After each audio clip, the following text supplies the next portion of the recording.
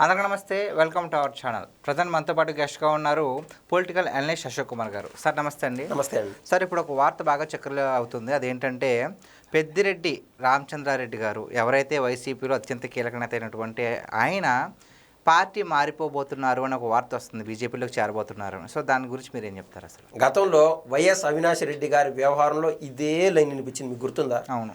కానీ అవినాష్ రెడ్డి అంటే వైఎస్ అనే పేరు ఏదైతే ఉండదో అవినాష్ రెడ్డికి ముందల జగన్మోహన్ రెడ్డి గారు అంటే వెనకాల బ్యాకప్లో నువ్వు వెళ్ళిపోరు నాయన బీజేపీకి అని చెప్పినా కూడా బీజేపీ వాళ్ళు అక్కడ తీసుకోకపోవడము ఇదంతా జరిగింది. కాకుంటే ఆ బీజేపీ వారి యొక్క చల్లని చూపు వాళ్ళ పైన ఉన్నదేమో అని చెప్పి రాష్ట్ర ప్రజలు అయితే కొంతమంది అనుకుంటా ఉన్నారు. ఏదేమైనా కూడా కేసులు అంటే ముందుకెళ్తానే ఉన్నది.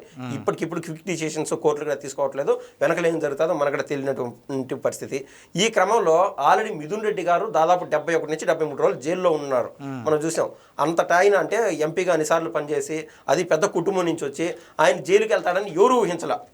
అతను జైలుకు పోయినప్పుడు ఆటోమేటిక్గా ఆయన కుటుంబం చేసినట్టు ఏదైతే గతంలో దౌర్జన్యాలు లేకుండా కబ్జాలు ఎన్ని వ్యవహారాలు ఉన్నాయో, మదనపల్లి ఫైల్స్ కావచ్చు, ఈవెన్ తిరుపతి కేంద్రంగా ఏదైతే గుడికి సంబంధించినటువంటి 3 ఎకరాల 20 సెంట్లు భూమి వ్యవహారం కావచ్చు, అనేక చోట్ల అంటే ఇంకా 14 ఎకరాల కబ్జా విషయాలు కావచ్చు, ఇవన్నీ బయటపడుతున్నటువంటి ఈ నేపథ్యంలో ఎవరికైనా భయం ఆటోమేటిక్గా ఉంటుంది. వాళ్ళు ఎవరిని అడగాల? శరణు స్వామి మమ్మల్ని ఎట్టొకటి ఈ కేసు నుంచి తప్పించు అని చెప్పి జగన్మోహన్ రెడ్డి గారిని అడగాల. అదే ఒక జనరల్గా ఒక సామెత ఉంటుంది చూడు, తాను దూరం సందు లేదు మెడకేమో డోలా అన్నట్టు జగన్మోహన్ రెడ్డి గారు ఏమి చేయలేనటువంటి పరిస్థితి.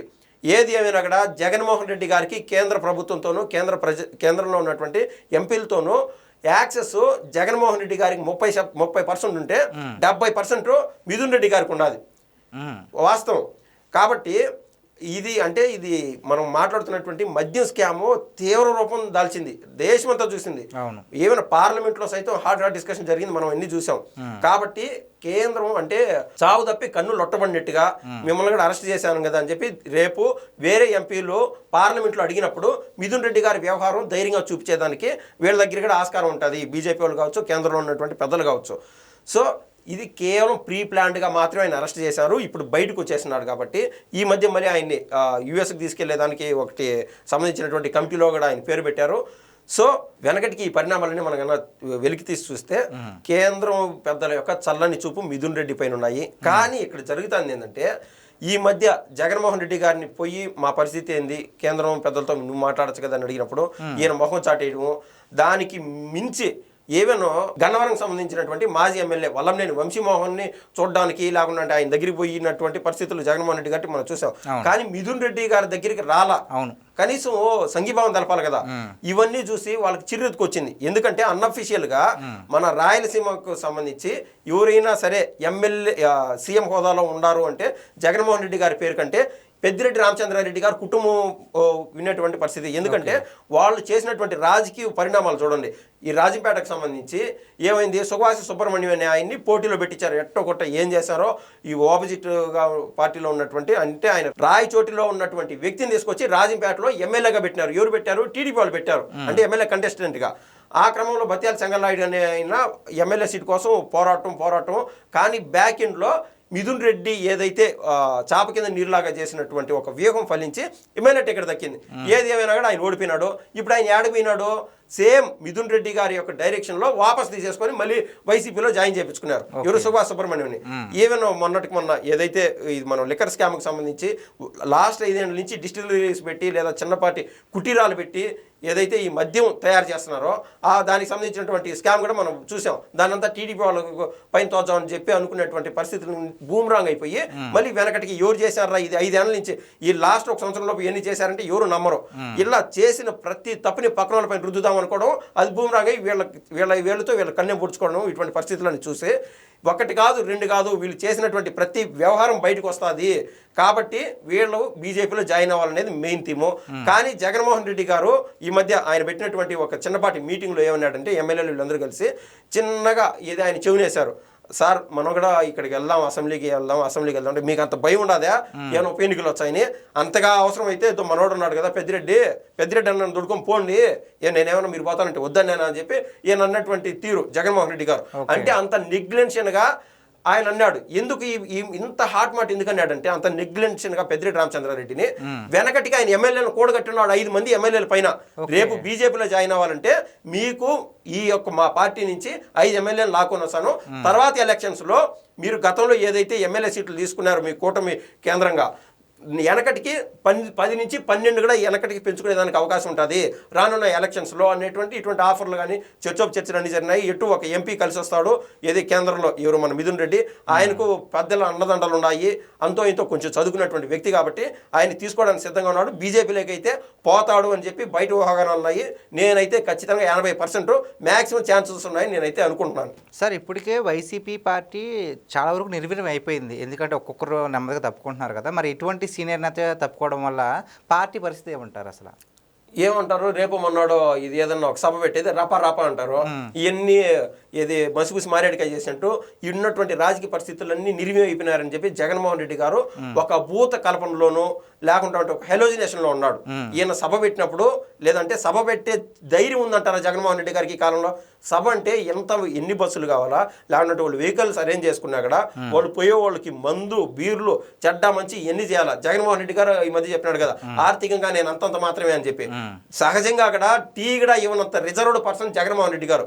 ఆ మధ్య జగన్మడుగు ఎమ్మెల్యే ఏది వైసీపీలో ఉన్నాడు ఆ కాలంలో, ఆయన వాళ్ళు అక్కడికి పోయినప్పుడు జగన్మోహన్ రెడ్డి గారిని కలిసేదానికి కనీసం టీ కూడా ఇవ్వలేదంట, కూర్చోనా అని కూడా అనలేదంట. అంత రిజర్వ్డ్ అంత యుగోయిటిక్ పర్సన్ ఆయన జోబులోంచి ₹1 లెక్కదీడు. ఇంకా రేపు మాపో నాకు ఎమ్మెల్యే సీట్ వస్తుందిలే అని చెప్పి ఆశపడి ఎవరన్నా జోబులోంచి బయటికి డబ్బులు తీసి ఇప్పుడు పెట్టేటువంటి ఖర్చు అంతా ఎమ్మెల్యే సీట్ వచ్చే వరకు డబ్బులు ఉంటాయో ఉండవో చెప్పలేం.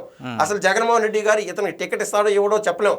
ఉదాహరణకి గతంలో రేవంత్ రెడ్డి గారు సీఎం అయినప్పుడు ఒక తృప్తిగా మిగిలినటువంటి ఎంపీలందరికీ ఒక పార్టీ ఇచ్చాడు. టీడీపీ వాళ్ళు కావచ్చు, ఈవెన్ ఇతరత్ర రాష్ట్రాల్లో ఉన్నటువంటి అన్ని పార్టీలు కావచ్చు, వైసీపీలో ఉన్నటువంటి 18 మంది ఎంపీలు కావచ్చు గతంలో ఆయన సీఎం అయినప్పుడు. అటువంటి ఎంపీలు ఈయన పార్టీకి పోయినారు కదా అని చెప్పి వాళ్ళకు కావాలంటే లెక్కేసి చూసుకోండి. ఈ పోయినటువంటి 18 మంది ఎంపీల్లో కనీసం 14 మంది ఎంపీ స్థానాలు ఇవ్వకుండా అంటే టికెట్ కూడా దక్కించుకోకుండా పోయినాడు జగన్మోహన్ రెడ్డి గారి వల్ల, ఆయన దయ వల్ల లేకుండా ఆయన అతి తెలివితేటల వల్ల. కాబట్టి ఇటువంటి పరిణామాలన్నీ పార్టీని ఓడిపిస్తాయి. రేపు మాకు టికెట్ వచ్చా కూడా గెలిచేటువంటి పరిస్థితి లేదు. ఎవరు ముందుకు వచ్చి ₹1 కూడా ఖర్చు పెట్టరు, మనకైతే అర్థమవుతున్నటువంటి విషయము. అందుకు జగన్మోహన్ రెడ్డి గారు సభలు పెట్టుకుంటా కేవలం రోడ్ షోలకి చిన్నపాటి గల్లీల్లోకి పోయినప్పుడు జనాదరణ ఉన్నదని చెప్పి లేదా ఆడ తీవ్రమైన వ్యాఖ్యలు చేయడం వల్ల మొత్తం రాజకీయం మొత్తం ఫోకస్ అంతా ఆయన మాటలపైనే చర్చలు ఉంటాయి. కాబట్టి ఈయన పెద్దిరెడ్డి పోయినాడా లేకుంటే విజయసాయి రెడ్డి పోయినాడా ఇవన్నీ పట్టించుకునేటువంటి పరిస్థితిలో జగన్మోహన్ రెడ్డి గారు లేరు. ఏదైనా పట్టించుకునేట్టుగా ఆయనకు సంబంధించినటువంటి లీగల్ టీం అంటూ చూసుకుంటుంది. కాబట్టి రేపో మాపో ఒకవేళ బీజేపీలోకి పోయి మిథున్ రెడ్డి అండ్ ఫ్యామిలీ గెలిచినా కూడా వాళ్ళు నా ఎమ్మెల్యేలే వాళ్ళు నా ఎంపీలే అని చెప్పి జగన్మోహన్ రెడ్డి గారు అనుకుంటారు. దాంట్లో రెండో తాటే లేదు. కాబట్టి అన్నీ తెలిసే జరుగుతున్నాయని మనం ఖచ్చితంగా అనుకోవచ్చు. సార్ పెద్దిరెడ్డి రామచంద్రారెడ్డి గారు కేవలం కేసుల నుంచి తప్పించుకోవడానికే ఇప్పుడు బీజేపీలోకి వెళ్తున్నారని ఒక వార్త అయితే వస్తుంది కదా, బీజేపీలోకి ఎందుకు అసలు? ఇప్పుడు దేశ రాజకీయాలు తెలిసినోడు ఎవరు ఆ క్వశ్చన్ కూడా అడగరండి. నిజంగానే ఇది కొంతమంది అన్అఫిషియల్గా కొన్ని పేర్లు చెప్పకూడదు. అక్కడికి పోయినప్పుడు వీళ్ళు ఇందాక శాంపుల్ సైజ్ ఎగ్జాంపుల్ ఇది. ఈవెన్ ఆవిడ్ని దాదాపు 6 నెలల పైన కేసీఆర్ గారు కూతుర్ని జైల్లో పెట్టారు, మనకు గుర్తునే ఉంటుంది. తర్వాత ఆవిడ బయటకు వచ్చిన తర్వాత ఈ బీజేపీ పైన కత్తి కట్టినట్టు మాట్లాడుతూనే ఉన్నది అప్పుడప్పుడు చాలా చోట్ల. అయినా పెద్ద పెద్ద మెయిన్ స్ట్రీమ్ మీడియా కూడా ఎందుకు మాట్లాడుతుంది ఈ రోజుకి కవిత గారు బీజేపీలోకి పోతారేమో అని చెప్పి. దానికి అంతరార్థం వేరే ఉంటాయి. అంటే దేశం లేకల్లా ఇప్పుడు బలమైన పార్టీ ఏదైనా ఉండాలి అంటే బీజేపీ అని మనం చెప్పవచ్చు. అండ్ చాలా మంది ఏది రాష్ట్రాల్లో ఉన్నటువంటి ప్రాంతీయ పార్టీలో ఉండే వాళ్ళు కూడా ఒక నేషనల్ పార్టీలోకి వెళ్ళాలని చెప్పి వాళ్ళకి ఎప్పుడు ఆశ ఆలోచన ఎప్పుడు ఉంటాయి. కాబట్టి ఆ యాక్సెస్ పైనుంచి ఉంది కాబట్టి వీళ్ళు ఇంకొకసారి అవకాశం ఉన్నా కూడా టీడీపీలకు కానీ జనసేనలకు కానీ పోతే ప్రాంతీయ పార్టీలో మగ్గిపోవాల్సి వస్తుంది. ఎందుకంటే పార్టీ అధినేతదే మెయిన్. సో సెంట్రల్ పార్టీలకు కన్నా పోతే ఆ యాక్సెస్ వేరే విధంగా ఉంటుంది అని చెప్పి వాళ్ళు అక్కడికి వెళ్ళడానికి వీళ్ళు అయితే ఆలోచన చేసుకుంటారు.